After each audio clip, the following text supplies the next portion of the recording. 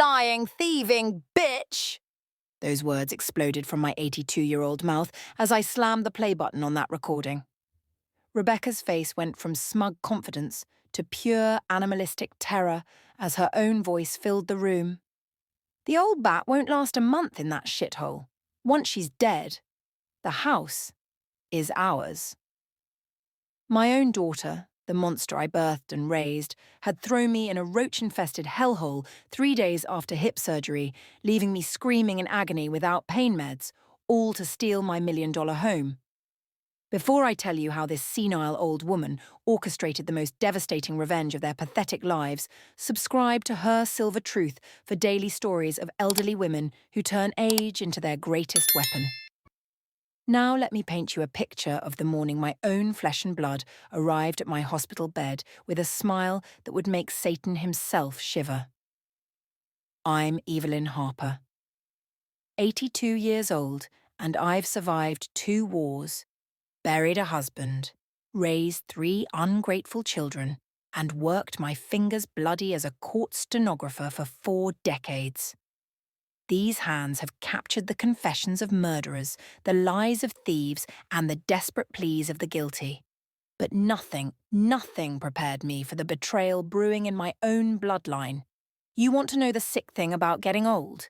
It's not the wrinkles or the creaking joints. It's watching your children start circling like vultures, calculating your worth in dollars instead of memories. "Mum's losing it," Rebecca would announce at Sunday dinners, loud enough for everyone to hear. "Found her talking to Dad's picture again. She called me Janet yesterday. That's her dead sister's name." The others would nod sympathetically while I sat there, my hand trembling, not from age but from the rage of keeping silent. Under the table, my fingers danced in shorthand, recording every venomous word. They thought I was going senile. The truth? I remembered everything, every sacrifice. Every night I went hungry so Rebecca could have new school clothes. Every double shift I worked, my fingers cramping over the stenograph machine just to pay for her college. I still have the scar on my palm from when I sold my actual blood, to buy her prom dress. She never knew. I told her I'd saved up. The memory that haunts me, her wedding day. She grabbed my face with both hands, tears streaming. "Mom, you gave up everything for us." When you're old and grey, I'll take care of you. I'll never abandon you. That's a promise.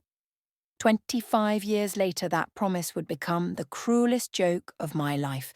3 days before surgery, I was deadheading roses in my garden when I heard Rebecca on the phone. She thought I was inside napping. The Victorian is worth 1.2 million easy. Once we get power of attorney, it's ours. She's 82, Carl. How much longer can she possibly hang on? My blood turned to ice. My own daughter was discussing my death like a business transaction. That night I did something I hadn't done in 20 years. I descended into the basement, my hips screaming with every step, and opened Daniel's old filing cabinet. The combination? Our anniversary. Inside I found his letter and the documents that would later save my life. What Rebecca never understood, what none of them understood, was that 40 years of recording human evil had taught me exactly how criminals think. And my daughter? She'd just revealed herself as the worst criminal of all. The morphine made everything swim in and out of focus, but not enough to miss the hyenas closing in. 3 days after they sliced me open and replaced my hip, Rebecca burst through the door with her pig of a husband, Derek. "Mummy," she cooed, her voice dripping with artificial sweetener. "We need to talk about keeping you safe." Through the drug haze, my court stenographer instinct screamed, "Danger." I watched her eyes. They weren't looking at me with love. They were cataloguing my weakness. "The house inspector found major structural damage," she lied, smooth as silk. "The foundation's crumbling. It's not safe. We found you a lovely care facility while we handle repairs." My throat was desert dry. When did inspection? "Thursday," Derek jumped in. "While you were in surgery." Lie. I'd been conscious Thursday. No one had visited my house. "Sign here, Mum." Rebecca shoved papers at me. Power of attorney just temporary for the repairs. My fingers moved instinctively under the blanket, finding my phone, pressing record 40 years of muscle memory. Thomas? I croaked, asking about my youngest. He agrees completely. He's so worried about you. Another lie. Thomas was in Seattle. I'd spoken to him that morning. Just temporary, Rebecca repeated, guiding my hand to sign. The morphine made everything heavy, but I managed to read fragments. Irrevocable power, transfer of assets, medical decisions. This wasn't power of attorney. This was theft. As they wheeled me to the ambulance, I saw Rebecca pocket my house keys. The ones she'd sworn were only for emergencies. Derek was already on the phone. Yeah, we got it. The old bird signed everything. Sunny Meadows was a circle of hell Dante forgot to mention. The stench hit me first. Urine, feces, and industrial disinfectant in a losing battle. My private room had vanished.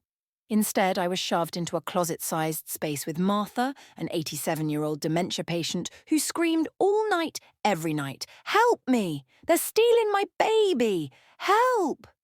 The pain was excruciating. My hip felt like someone was driving railroad spikes through it. When I begged for medication, the attendant laughed. "Your daughter said you're drug-seeking. Said you've been addicted to pain pills for years." "I just had hip surgery."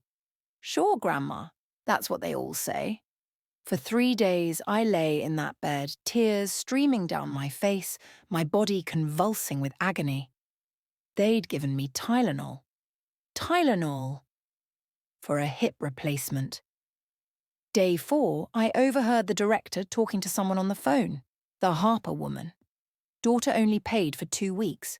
After that, she becomes state property. We'll move her to the ward. State property. Like an abandoned car. That's when the final piece clicked. This wasn't just about stealing my house. This was about erasing me entirely, making me disappear into the system where I'd die alone and forgotten. But Rebecca had made one fatal error.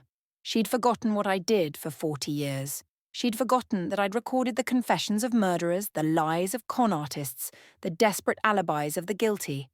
And now, my own daughter had just confessed to the perfect crime. That night, writhing in agony, I pulled out my journal. My handwriting was shaky, but my shorthand was perfect. Every word, every lie, every cruel instruction, I documented it all. "What's that chicken scratch?" the night attendant asked, peering at my notebook. "Evidence," I whispered. Nurse Patricia found me the next morning. Tears dried on my cheeks, my journal clutched to my chest. "Mrs. Harper, what is this language?" "It's shorthand," I whispered. "I'm writing down everything they're doing to me." Patricia leaned close. Her eyes hardened.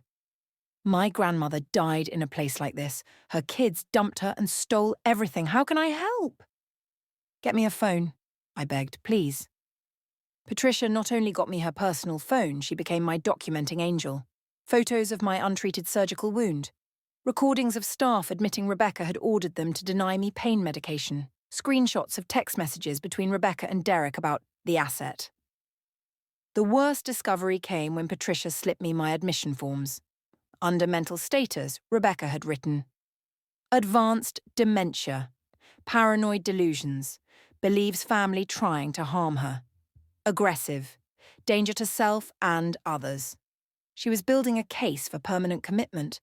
"Oh God," I whispered, the full horror crashing down. "She's not just stealing my house, she's stealing my life."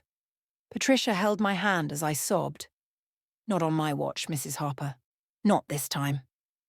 That night, something changed in me. The grandmother died. What emerged was the woman who'd spent 40 years in courtrooms, watching predators get caught by their own arrogance. Rebecca thought she was hunting a weak old woman. She never realized she'd walked into the den of a wounded lioness who'd spent decades studying exactly how criminals destroy themselves. Patricia became my weapon. Every night shift, she brought supplies. Her personal phone, a tablet for recording, even a tiny camera she'd ordered online. "This is war," she declared, "and we're going to win." My first call was to Grace Chen, my oldest friend and a retired prosecutor. "Grace, it's Evelyn. I'm in trouble." Evelyn, where are you? Rebecca said you requested isolation, said you were having paranoid episodes. Grace, listen carefully. Rebecca is stealing everything. I need you to call Thomas. Tell him to remember what his father always said about truth finding its way to light. Tell him to check the basement filing cabinet. The combination is his birthday. Oh my God, Evelyn, Rebecca's been asking me about guardianship laws for 6 months. She said she was worried about your memory. I told her how the process works. I thought I was helping. She played you. She played all of us. The evidence collection became my only reason to survive the agony. Each piece of proof was another nail in Rebecca's coffin. Photos of my infected surgical site, denied antibiotics, recordings of Rebecca telling staff I was drug-seeking and manipulative. Videos of the roach-infested room, the mouldy food, the overflowing toilet I shared with 3 other patients, staff admissions that Rebecca had paid extra to keep me isolated. Patricia helped me document everything in excruciating detail. My shorthand filled 5 notebooks. They say revenge is a dish best served cold, I told her one night, gritting my teeth through another wave of pain. But when you're 82, you don't have time for cold. You serve it scalding hot. Like this video, if you understand that sometimes the only way to fight evil is to become something darker. Drop a comment about what you'd do if your own family betrayed you like this. The closest we came to disaster was day 9. Rebecca made a surprise visit during my documentation session. Patricia barely had time to hide everything before she walked in. "How's my favourite patient?" Rebecca chirped, not even looking at me directly. I played dead, letting drool pool at the corner of my mouth. Through slitted eyes, I watched her rifle through my bedside drawer. "Looking for something?" Patricia asked coldly. "Just checking on Mom," Rebecca stammered. "She seems worse." Funny how that happens when you deny an 82-year-old woman post-surgical pain management. Rebecca's mask slipped. Just for a second, I saw the real her, the calculating predator who'd worn my daughter's face for 54 years. After she left, Patricia helped me send a message to Thomas. "Your father was right. The basement holds the truth. Happy 30th birthday, son." The next day, Dr. Rodriguez called the facility looking for me. Rebecca had been dodging his calls. "Mrs. Harper missed her post-op appointment. I need to see her immediately." Rebecca tried to block him. "She's not well. Confused, aggressive, it wouldn't be safe." But Dr. Rodriguez had seen elder abuse before. He quietly contacted Adult Protective Services and announced he was coming to examine me himself. That's when I knew the tide was turning. The predator was about to become prey. The family meeting was Rebecca's idea, a final power play to get everyone on her side. She never expected me to show up. I'll never forget the look on her face when I walked through that door, not the broken, medicated zombie she'd described to everyone, but Evelyn Harper, clear-eyed, furious, and armed with enough evidence to destroy her life. "Mum," her voice cracked, how did you— "Surprised, sweetheart? Thought you'd left me rotting in that hellhole?" The room was packed. Thomas, white-faced, Marcus, who'd flown in from Singapore overnight, aunts, uncles, cousins, all gathered to hear about poor Rebecca's burden. Perfect audience for her destruction. "Let's start with this," I said, hitting play on Patricia's laptop. Rebecca's voice filled the room. "The old bat won't last a month in that shithole. Once she's dead, the house is ours. Make sure they keep her sedated. I don't want her calling anyone." Derek's reply: "What about her pain meds?" "Are you insane? Keep her in pain. Pain makes them confused. Confused old people die faster." The room erupted. Derek jumped up. "That's taken out of context. Those recordings are illegal." Grace stood. "Actually, Derek, they're perfectly legal. And, as a former prosecutor, I can tell you, they're also evidence of conspiracy to commit elder abuse, fraud, and attempted murder through medical neglect." But I was just getting started. "Thomas," I said quietly, "what did you find in the basement?" Thomas's hands shook as he spread papers across the table. 20 years of documents. Every failed business, every bailout, every time I'd mortgaged my future to save Rebecca from bankruptcy. $462,000, Marcus whispered, scanning the totals. You've given her nearly $500,000. She bled you dry, Thomas said, tears in his eyes. All these years she told us she was successful. Said she was helping you financially. Phase 3, I announced. The letter. Thomas held up the sealed envelope marked with Daniel's handwriting. To be opened only if Rebecca crosses the line. I read it aloud, my voice steady despite the tears. My dearest family. If you're reading this, then my worst fears about Rebecca have come true. I've watched my daughter's soul corrode with greed. She sees kindness as weakness, love as opportunity. That's why 3 months before my death, I transferred the house into an irrevocable trust.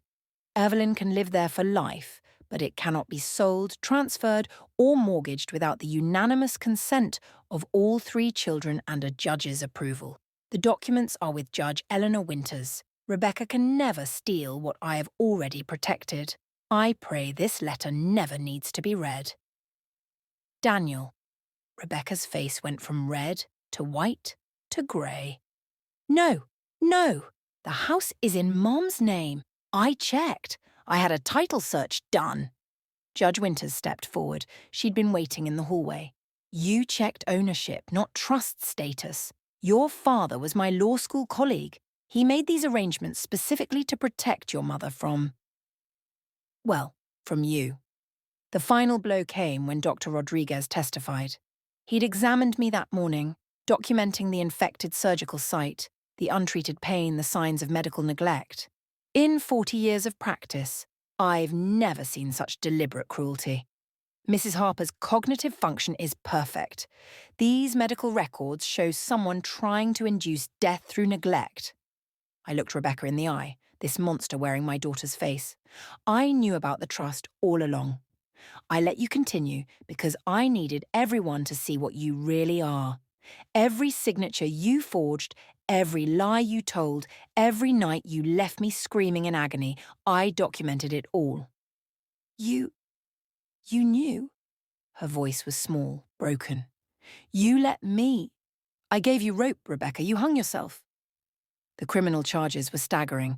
Elder abuse, fraud, forgery, false imprisonment, conspiracy to commit fraud, medical neglect amounting to attempted murder. Derek's laptop sealed their fate. Email after email to investors, promising my house as collateral for their failing development deal. They'd leveraged everything on stealing from me. When the police led them away in handcuffs, Rebecca looked back one last time. Mum, please. I'm not your mum, I said coldly. Your mum died in that hellhole you put her in. I'm just the woman who survived. The justice was biblical in its perfection. Rebecca lost everything. Her real estate license revoked, her reputation destroyed. The local newspaper ran the story. Local realtor arrested for attempting to murder mother through medical neglect. Derek was disbarred and faced federal charges for the fraudulent investment scheme. Their house, seized by creditors when the Conway development deal collapsed. My daughter, who tried to make me homeless, ended up living in her car. The irony was so perfect it felt like divine intervention. The judge sentenced Rebecca to 5 years in prison and 2,000 hours of community service in nursing homes, specifically in the dementia wards. She had to spend every day facing what she'd tried to do to me. I visited her once, 3 months into her sentence. She was mopping up vomit in the same kind of facility where she'd dumped me. I'm still your mother, I told her. That's why this hurts so much. I loved you more than life itself, and you tried to murder me for money. She couldn't meet my eyes. I'm sorry, Mum. I got desperate. The debts. There's desperate and there's evil. You chose evil. 6 months later, my Sunday dinners resumed. Thomas brought his family. Marcus flew in monthly from Singapore. Rebecca's chair sat empty, though I still set her place. Why? Thomas asked one evening. After everything she did. Because hope is the last thing to die, I said. And somewhere inside that monster is still my daughter. Maybe one day she'll find her way back. With the settlement money from the criminal case, I established the Harper Foundation. We've saved dozens of elderly people from similar fates. Patricia runs it now, my guardian angel turned crusader. But the real satisfaction? Rebecca's cellmate told me she keeps a photo of me on her wall. Under it, she wrote, "I'm sorry, Mum." Sometimes, late at night, I sit in my study looking out at my garden, the home she tried to steal, the life she tried to end. I've forgiven her. Not for her sake, but for mine. But forgiveness doesn't mean forgetting. And it sure as hell doesn't mean letting your guard down. Because the hardest truth I've learned in 82 years. Sometimes the people who promise to love you forever are the very ones sharpening the knife for your back. If this story resonated with you, please don't forget to hit like and share with someone who might need a little encouragement that they too can turn confused old woman into their greatest disguise. Also, subscribe to Her Silver Truth to continue joining us on upcoming journeys where patience becomes power and forgotten documents become weapons of justice. Thank you for listening. We'll see you in the next video.